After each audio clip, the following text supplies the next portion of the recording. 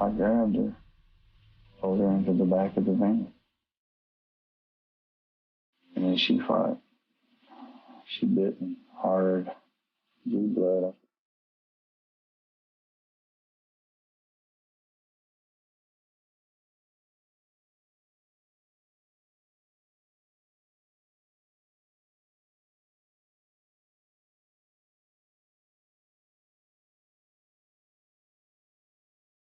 Did you use any kind of tourniquet on her, Tony? I mean, same thing. What's what I don't remember? I don't recall. I just remember it was a yellow rope. He got the thrill from watching his victims die. He had the control. He was, in his mind, godlike. He could grant life or grant death. I felt like it was only a matter of time before the next body would show up. Anthony Shore is about as smart as a serial killer is, as I've seen in 30-plus years of criminal justice. You hate to say he is diabolically brilliant. As detectives in Houston attend the latest discovery of a body, the relentlessness of the assassin's merciless handiwork begins to defy belief. The question arises, what could possibly be going on inside the mind of a serial killer?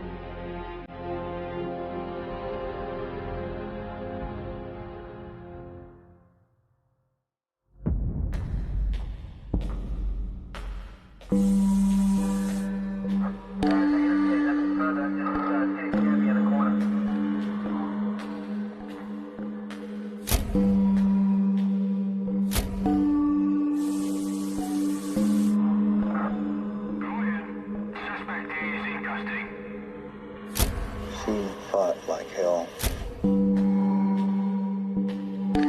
Serial killers have a desire to kill. They have a thirst to kill.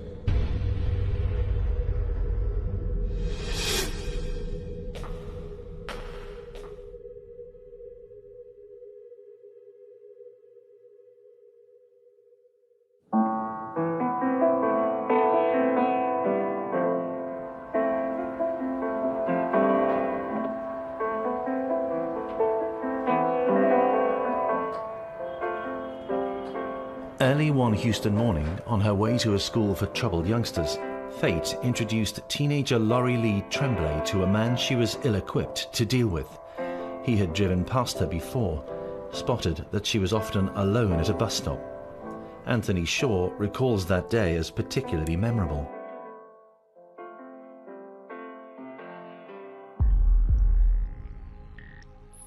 The married father of two was a self-styled guy-next-door ordinary Joe, but he would reveal himself in recordings that we've obtained as a boy who girls would be uncomfortable with, a teenager who groped, and an adult who would kill and kill again. Let's start with at the start. Just tell me. First, Lori Tremblay. 14 years old. Lori's 14 years old. I mean, think about your children who are 14 years old. I mean, it's unfathomable what happened to her. And she was just the first. Lori Tremblay, Tony Shore's first, as he calls her. By his version of events, she comes on to him. One morning, this girl comes up and asks me for a cigarette while I was at the stoplight. I asked if she needed a ride, and I gave her a ride. And a couple days went by. She saw me. I gave her a ride again to school. To school. The man claiming it was Lori Lee who was leading the 25-year-old Shore into a relationship knew she was at school. She and I became more than friends. He's trying very hard to make something that is very dark and sinister normal. She and I became involved just in the sense of kissing and, hello, goodbyes. I started giving her a ride on a semi-regular basis. He's trying to normalize the idea that he would pick up somebody else's child in the car, drive around with her, and that naturally one thing would lead to another. Laurie is tall for her age, precocious, playing at appearing like a young woman, but focused on catching the 0641 bus every day and getting to class on time. Laurie was walking to school, doing what thousands and millions of youngsters do every day. And here comes this predator. Shore targeted them because of their vulnerability. One day it was misting rain. She saw me, asked me for a ride, and I wanted to get more involved in just the kissing and stuff. And it started off okay, and then she freaked out and said, "No, this ain't going anywhere. Let me out," threatened to tell on me. There's something that really speaks to his need to be understood, this need to kind of rationalize and normalize and get the listener on his side. So even here, you're beginning to see those traits of narcissism, those traits of, you know, I can get you on my side, I can make you understand what happened, I can make you understand the stuff that is so unbelievably not understandable. Shaw was married with 2 daughters, had a steady job, a nice home. He had a life. He had a lot to lose. And what happened? I undid her bra. Everything got out of hand. She freaked out, and we got into a fight. I tried to knock her out because I just really freaked out. Shaw reached into the back of the vehicle for a cord that he'd left there.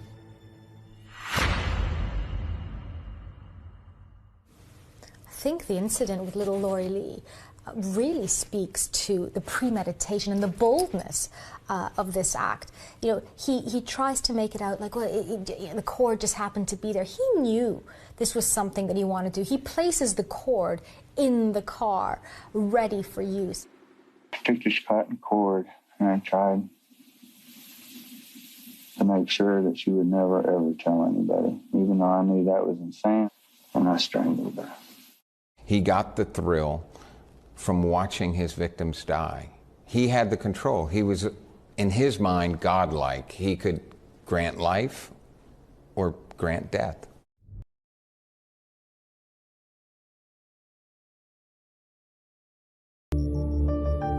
He had not perfected his method of killing yet, but according to homicide hunter Brian Harris, a 21-year Texas detective, part of the Tony Shaw modus operandi had been established. He killed with his bare hands. The most personal way to kill somebody is to strangle them.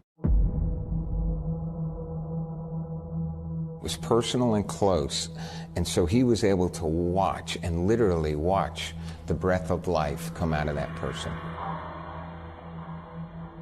Psychologist Dr. Linda Papadopoulos has been investigating the underlying symptoms and causes of Anthony Shaw's behavior. Her analysis is through the prism of his deeds. She's also had the benefit of hearing his story in his own recorded words, unearthed by this program. When you think about the horror of witnessing a death, let alone being the cause of a slow death, you know, most human beings aren't capable of doing that, let alone taking enjoyment out of that, let alone focusing on what it means for them. You know, I kind of had to do it. It's not right. I'm not justifying it. It's hard to talk about. But hearing him say that, you know, this is hard to talk about makes you think, again, who is he thinking of? This is about him. He's talking about taking the life of a child, and yet it's turned on, oh, this process is difficult for me. It's all about him. And I think this ability to detach, this complete and utter lack of empathy, doesn't just speak to the horror of what he did, but the potential of what he might do in future. The murder of Laurie Lee Tremblay began just before daybreak. It's likely that she'd been snatched, assaulted, and killed in less than an hour. Her killer now had to dispose of the body. He drove to a nearby parking area behind a Mexican restaurant. Anthony Shaw had strangled Laurie Lee to death. Having dumped her body, he went back to work as a phone repairman and later that night played piano at a local jazz club where he was known as Tony, the telephone man. This is his music. In his mind, the mistake he had made was to hurt himself. Anthony Shaw, with Laurie, used his fingers to strangle her, and he realized that his finger got hurt. When he was trying to strangle her, his finger got hurt, and so it was a learned behavior. He said, you know what, next time, I'm not going to have my finger in that position where it can hurt. Shaw would devise a way to ensure his fingers would not be hurt. His method would one day earn him the mantle of the tourniquet killer. For now, he was not a suspect in the murder of Laurie Lee Tremblay. He was free to kill again.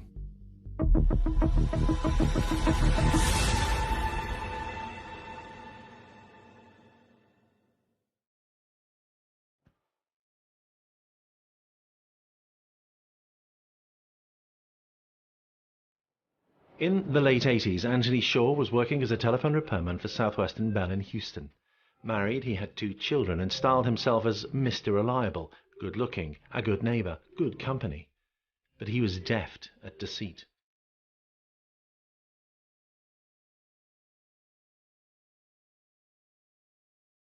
There's so many people coming out of the woodwork, particularly there's some people that contacted me that worked for the phone company who were just astonished. And they were dumbfounded. They said, I worked with him. I know him. I went to lunch with Anthony Shaw. I can't believe that's him. He was so nice, such a normal guy. There were large gaps in time where nobody knows what Anthony Shaw was doing. Even his wife didn't know, or his family. That's what makes serial killers so difficult to capture. That's what makes serial killers so difficult to recognize, because they're your next door neighbors, they're your coworkers. One of the things that makes Shaw so dangerous was that he really was the guy next door. And it's that cliche when you find out, you know, the horror, and you hear everyone say, but really? Like, this is the Tony the telephone guy. Shaw was, I think, a master of lying and secrets and disguises and things that covered his trail.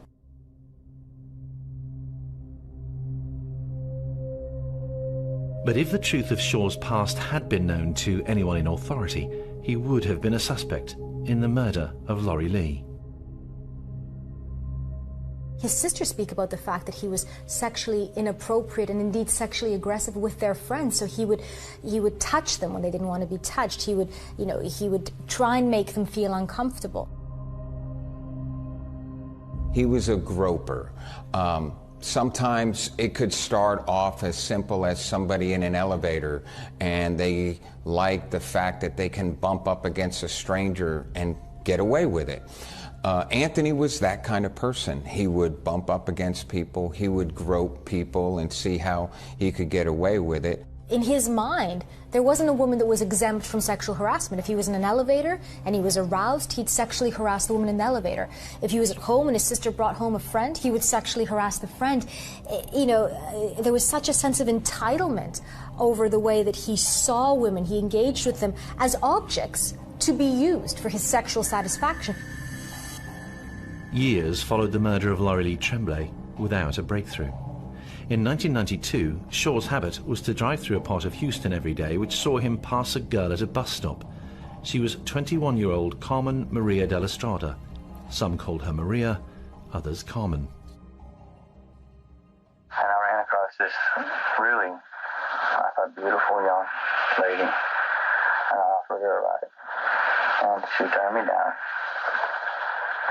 But she was on my way to work every morning.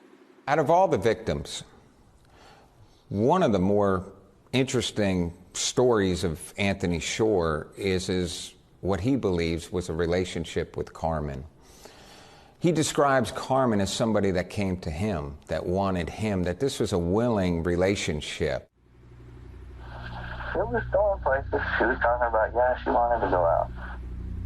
In his own mind, Anthony Shaw, for whatever reason, really had an affinity for Carmen. Carmen was his pet. Carmen was his prize. And he liked Carmen, so therefore he didn't refer to her the way he did the other victims.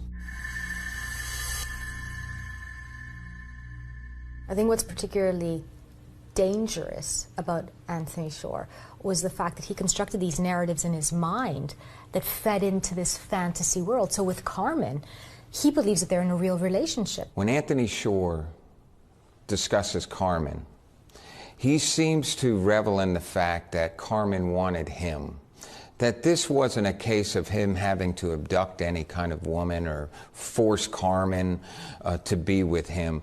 That he had this physical proudness, that she came to him. So her need to kind of keep him at bay and say no doesn't really mean no in his mind. In his mind, it means, well, just wait. I really want this, but maybe not now. So any attempt by a young woman to reject him, to put down parameters, is kind of met with complete disregard. She's beautiful, he wants her, well, that's it.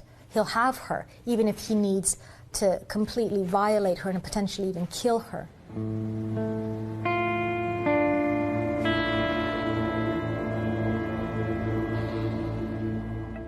She was, again, a hard worker, trying to help her family, just taking public transportation to and from her work and just helping her family just go about life. And here she was again, vulnerable, by herself, no one else around. And here comes Anthony Shore again, seizing that opportunity. Shore does not feel Carmen's fear. He understands only his perception of events, consoles himself that this is a romantic liaison.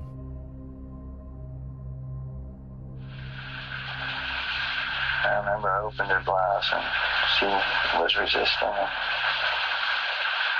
So then I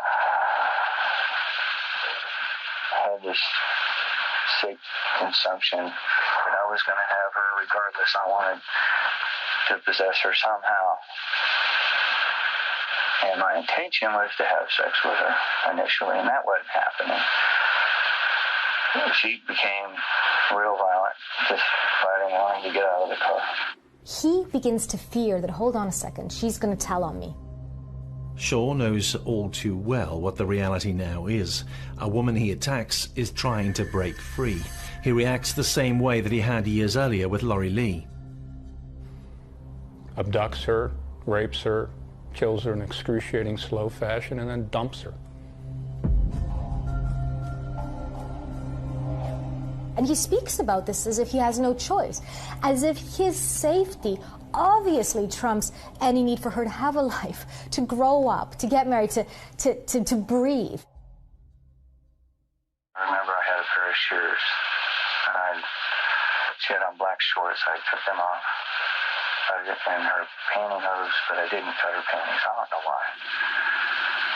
It's like he's relaying a run-of-the-mill event. It's like he's relaying what happened on the way to work, as if he kind of accidentally stepped into a puddle. It got out of hand, and she freaked out, and I knew this was not. This was going to be real bad. So I panicked. And this is truly telling of his lack of empathy, even though he tries to use words like, oh, it was horrible, it shouldn't have happened. There's very little true empathy there.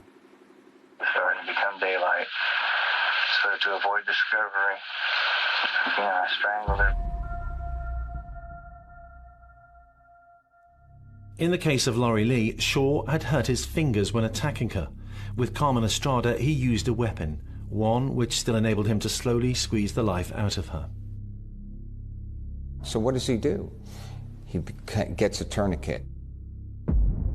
And it becomes his signature card, his calling card, and he gets good at it.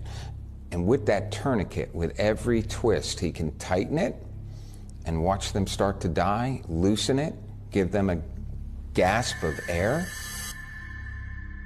The tourniquet takes your fingers off the pulse, literally, but it gave Shore the ability to turn life on and off by controlling the airflow of the victim. And it heightens the anxiety and pain and fear of the suffering victim. Shaw has never been one to avoid the limelight. Some believe his choice of weapon was a means of gaining notoriety. I can't say for sure, but I think in Anthony Shore's mind, he was probably thinking, what will separate me from the other serial killers that no one else has done? Aha, I can strangle my victims to death with a handmade tourniquet, and hence you get branded as the tourniquet killer, a name that stuck with him throughout his criminal career. He seemed to take pride, a sick kind of pride in his killing and in his technique with the tourniquet. It worked for him. It was his signature. He's able to really enjoy the killing. He ensures that she dies slowly. He ensures that she dies on his terms. The horror of this is completely lost on him. Shore is not the typical low-functioning, one bad crime defendant. He was a calculated, thinking, predatory killer. The discovery of Carmen Maria de la Strada's body did yield a piece of evidence which would one day prove crucial in the case against Anthony Shaw. DNA was found underneath her fingernails.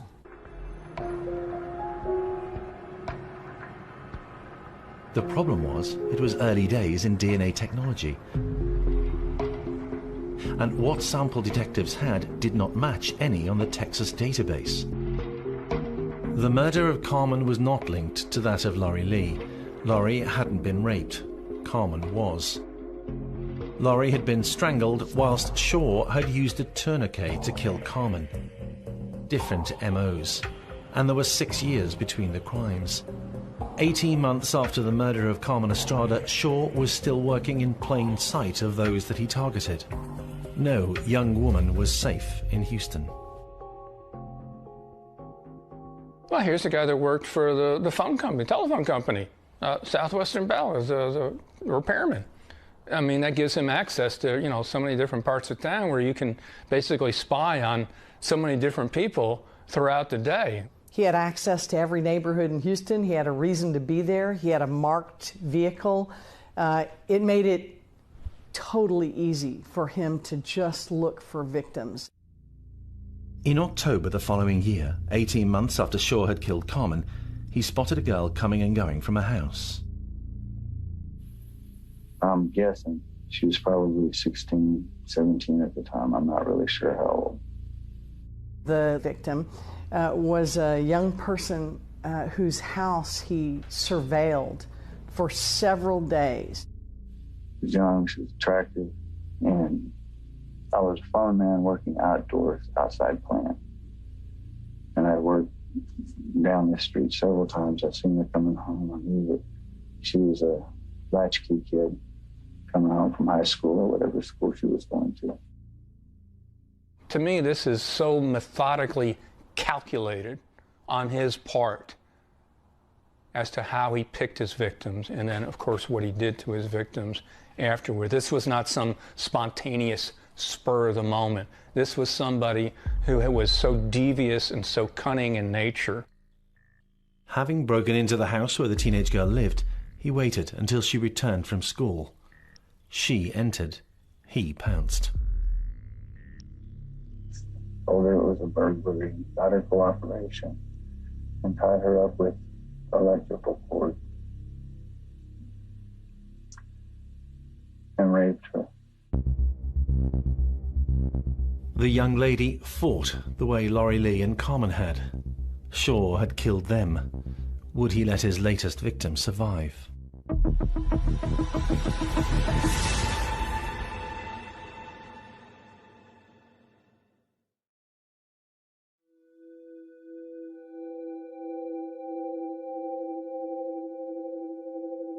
Bound with duct tape, threatened with a knife, the latest victim of Anthony Shaw does not become his third murder victim. As he strangled her, he claims to have realized of the wrong that he'd done. Well, I thought, no, I just can't. I just need to get out of here. And I left. Thank God. But you didn't strangle her at all, or you started to? I started to, and I stopped.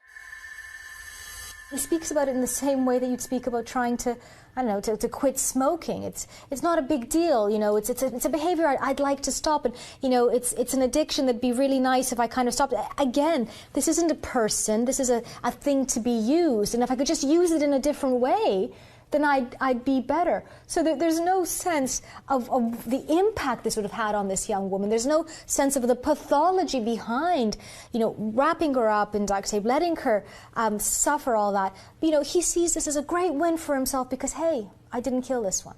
He considered it an accomplishment to be able to rape women without murdering them. It was around noon in August, a year after Shaw had raped but not killed a teenage girl, that 9-year-old Diana Rabola left her home. She was the same age as Shaw's youngest daughter. Diana's errand that day was to fetch sugar for the family to sweeten their homemade watermelon drinks. Her mom simply sent her a block away to go to the store. We're not talking about someone walking, you know, in the dark, after hours. We're talking about the middle of the day in a neighborhood. We're not talking about some isolated area where there's no, this is a populated part of the town. That's pretty brazen. Shaw shows no pity as he recounts events that day, complaining that his victim had shown tenacity in defending herself.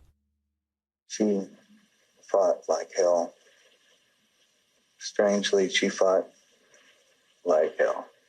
She was sexually tortured and just dumped like the rest of them.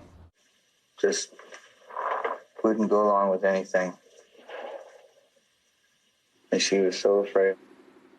You know, someone that can do that to a 9-year-old girl without any care in the world and just leave her out there just to rot.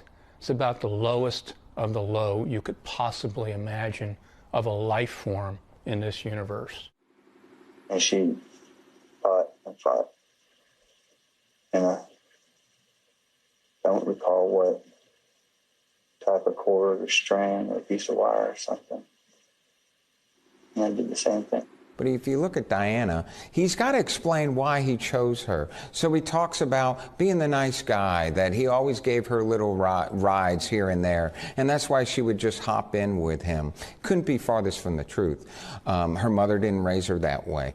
And Anthony Shore couldn't even give the family the dignity that they raised their daughter better than to just constantly hop in a car with a grown man. This was Anthony Shore taking advantage of a 9-year-old girl that he had no explanation on why he would snatch her off the street.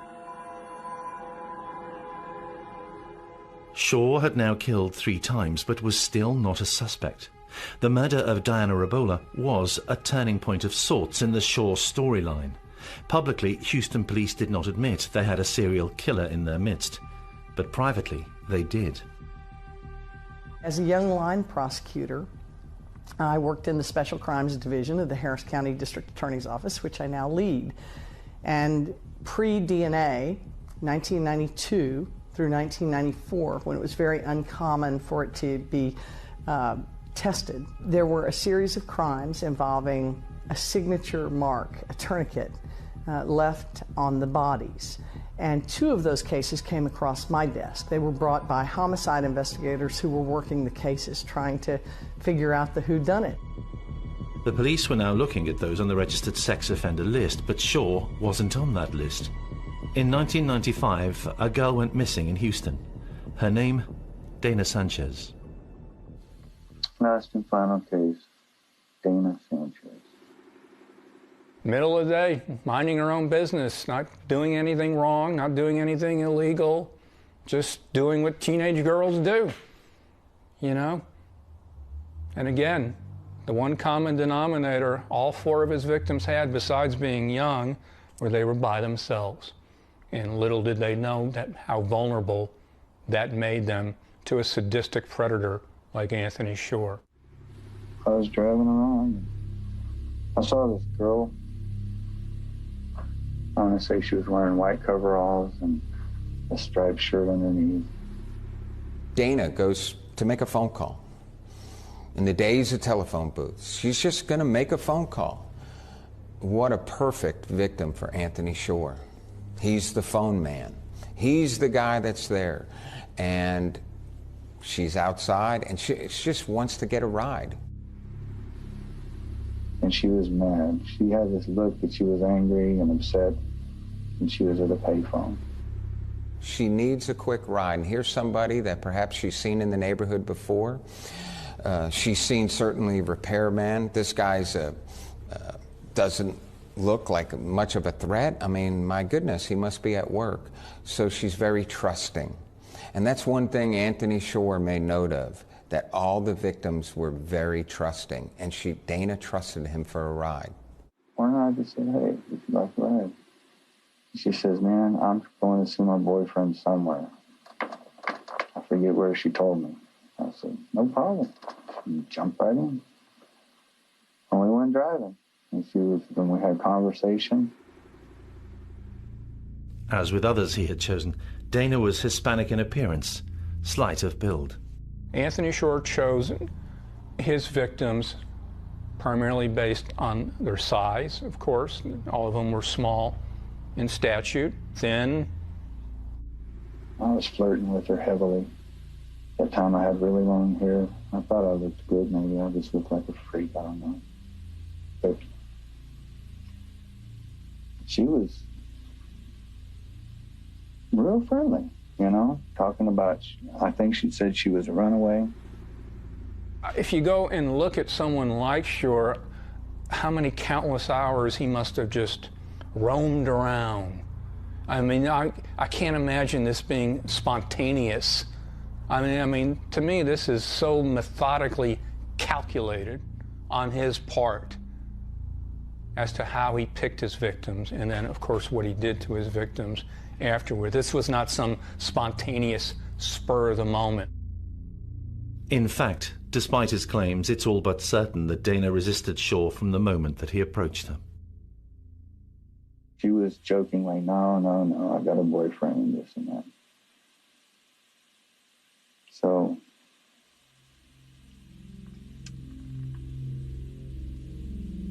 I grabbed her, pulled her into the back of the van. And then she fought. She bit me hard, blew blood, I forget. From my chest, I want to say. Mm-hmm.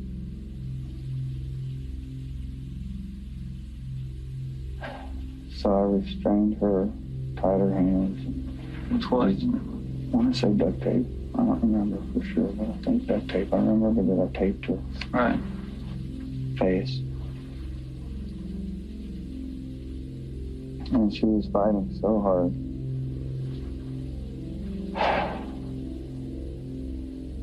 I knew there was nothing I could do to get out of this. And I used the ligature. Shore drove to a deserted area nearby and dumped Dana's body in scrubland, his signature tourniquet abandoned by her body. I didn't throw in a dumpster this time. I drove around somewhere away.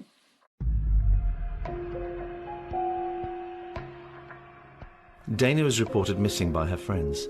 Days turned into weeks and still no sign of her. Police needed a break, and they got one via a telephone tips hotline. They could not have known it, but it was Anthony Shore himself who made the call. There are those who believe he wanted the notoriety. So he has the audacity to contact a local news station and tip them off as to where the body could be found, just so he can make sure that he got credit for the latest murder in his own mind. That's mine. You can actually visualize him at home in front of the television, waiting for the local news to capture the story of what he did, and him just salivating, going, "Yep, that's another one of mine." At the time, there was no match to the DNA found on police records. So you have this great DNA evidence from this body in a field that you can't compare it to anything because there's nothing in the system to compare it to. Around this time, Houston police did arrest Anthony Shaw, 7 months after Sanchez's murder. But he stayed cool. It was a misdemeanor arrest. An undercover officer posing as a prostitute randomly offered Shaw sex for a fee, and he accepted. He was given 3 months unsupervised probation and a $122 fine. No DNA sample was taken. It would take another heinous offense for Houston police to get their man.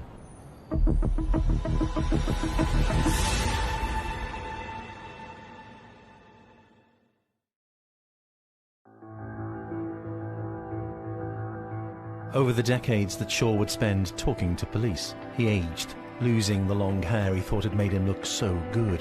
By 1997, Shaw had remarried. His mother and sister looked after his 2 daughters, but his readiness to terrorize women and young girls never left him. All of a sudden, Anthony Shaw does another despicable act when he sexually abuses and assaults his 2 young daughters.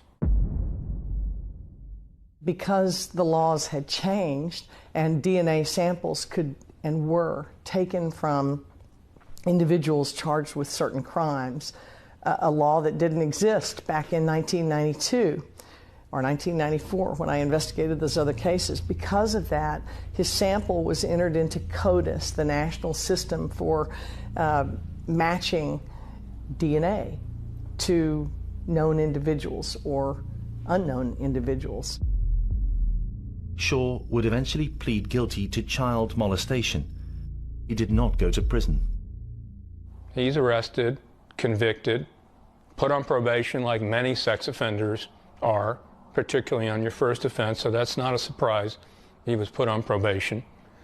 But the catch was, and this led to his downfall, he had to submit DNA as a result of now being a convicted sex offender. And when his sample was entered into the CODIS database, it matched the old capital murders. In almost a strange, cathartic way, his daughters ends up solving the murders of the 4 young girls, because if he hadn't committed those atrocities, the abuses on his daughter, who knows how long, who knows if it would have ever been solved. It's hard to say. So in a strange way, his family became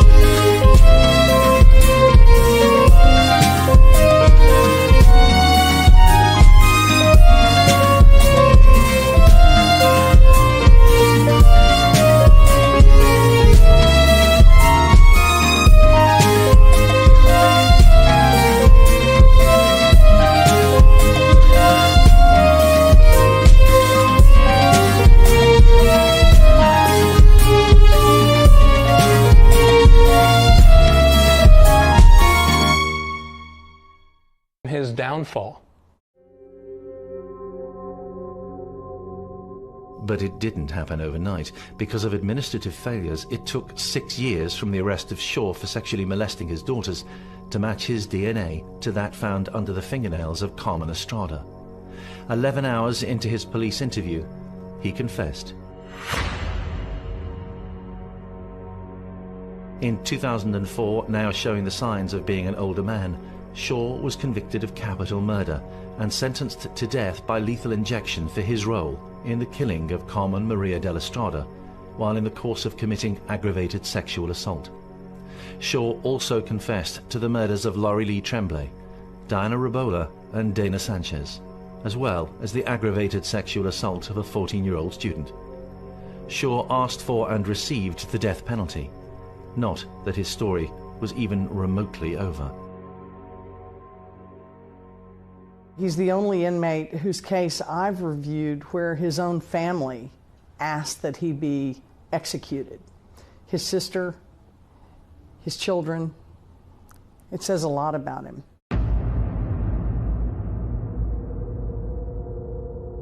But during his years on death row, Shaw embarked on a game of cat and mouse with the authorities by hinting at other crimes he may have committed, so forcing them to open cold case files. He confessed to a number of alleged rapes that he said he committed on women that he met in social settings or bars where he would slip them Rohypnol, the date rape drug, take them to his van, rape them, sometimes sell them to others, and then deliver them back, supposedly without them knowing what had happened to them. You know, it's hard to know what to believe from a serial killer, but it's easy to imagine other victims because Shaw was prolific, but he was calculated. Anthony Shaw was still on death row at the beginning of 2018, 14 years after he was sentenced. At the start of the year, his time looked to be up.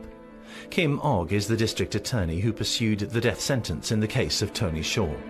She's known to be reticent in the use of capital punishment. Well, when the government exercises the greatest power it has, which is to kill a citizen, it always has to be taken with great care.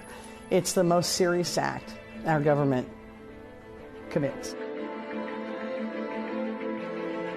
What was it then that made even those slow to see the use of the ultimate state penalty like Kim Ogg to pursue the execution of Anthony Shaw? I thought that we would always be in danger from Anthony Shaw, and taking a look at his victims in the waiting room with them before the execution, these were broken people, and I think the future dangerousness is that every breath that man took caused those families pain, including his own family, who testified and told the media they wanted him dead. Shaw even claimed to have murdered a man for whom another prisoner on death row had already been convicted. His story wasn't true. He claimed other rapes. The seriousness of those claims kept him alive for another 90 days as investigations were launched. And he got a 90-day reprieve in order to look at all the, quote, offenses he was claiming credit to, just to make sure and determine that he indeed didn't commit any further murders and rapes. Finally, Shaw's game of claiming crimes to his name to avoid execution ended. He was put to death by lethal injection on January the 18th, 2018. Anthony Shaw is the worst of the worst. Serial murderer, torturer, enjoyer of other people's pain and suffering, murderer of little children and women, the kind of guy who we can never be safe enough from. Every time I tell myself, I just kept saying, man, this gotta stop. I'm a sick puppy.